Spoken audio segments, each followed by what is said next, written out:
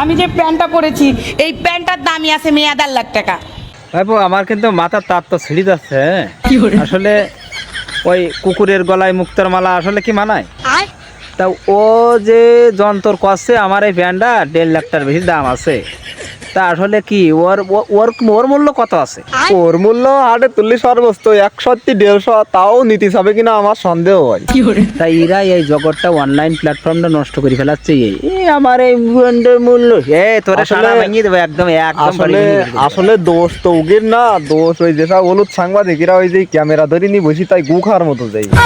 দোষ এরা হলো ওই যে উগের। শাটিং সিস্টেম ঠিক আছে। ওরাই তো মূলত নেড়ি বাহ, কুত্তা। ভাই এইসব করি না বুঝছো, এইসব 12 ভাতের মাথায় দিয়ে এইসব পোষা ব্যবসা জিনিস চালাই না। পোষা সামাকে পা কাটি না ভাই, ভালোই যাও তাতে ঠিক আছে, শান্তি পাবা ভালোই না। যাও।